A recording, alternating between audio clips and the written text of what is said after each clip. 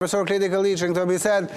Profesor Këlliçi, faleminderit që u bashkove. Një analizë e shifrave tashmë, se në ato nivele jemi tashmë tek shifrat, pjesëmarrja shumë e ulët, mendimin e regjisë në ekran 10.08%, Vlora Berati 15.84, Ceriku 21.67, Mati 34.56, Teferina 29.40, 15.09 deri këto momente në këtë pesë bashkit. Profesor, këto shifra besoj që të paktën për Vlorën është diçka e zakonshme. Në Vlorë gjithmonë pjesëmarrja ka qenë e ulët në çfarë do lloj zgjedhje. Është një nga qarqet që besoj ta kemi për shumë pak dhe kolegun Algerta Arizi për ta sjellë pak atmosferën e Vlorës. Po, profesor.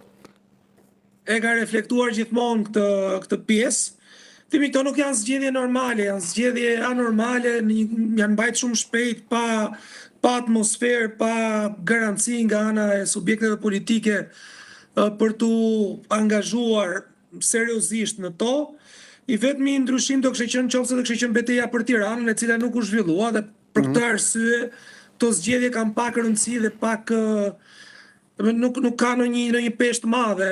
Dhe një analizë kështu si përfaqësore që mund t'i bësh është që ajo që vjet re është kontrolli shumë i madh që ushtron Tirana mbi periferinë tashmë.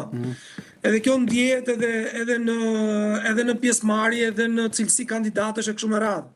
Ka të paktën 2 zgjedhje lokale rresht që Tirana imponon periferisë ose qyteteve tjera, rretheve tjera, i imponon kandidatët e saj edhe për shkak të peshës madhe ekonomike që ka.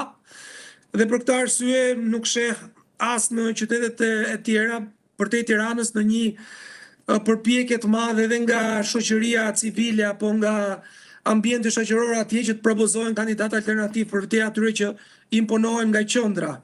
Kam përshtypjen e vetmja surprizë ishte kandidatura në Mat, që reflekton një farë dalje nga terreni i uniformitetit, pra kandidatin e pavarur në mos gaboj. Po, Suzana Pasha, po.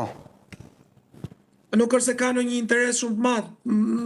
Unë nuk e di për shembull se cili është impenjimi i Lëvizjes Bashkë, mos gaboj ka një kandidat në Cerik, por edhe aty impenjimi i tyre ka qenë relativisht i vogël, me sa kam parë ndjekur.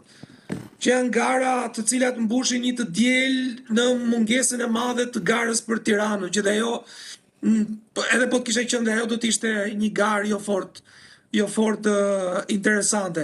Është një problem i madh që për fat keq legjislacioni shqiptar imponon që mandatet e kryetarëve të bashkive, kur janë në raste të jashtëzakonshme, të vazhdojnë deri në ditën e zgjedhjeve të reja, pra janë mandate gjysmake. Dhe kjo do të ndryshonte, ne do të kishim një situatë tjetër nëse këto mandate do të kishin qenë të plota, pra 4 vjeçare.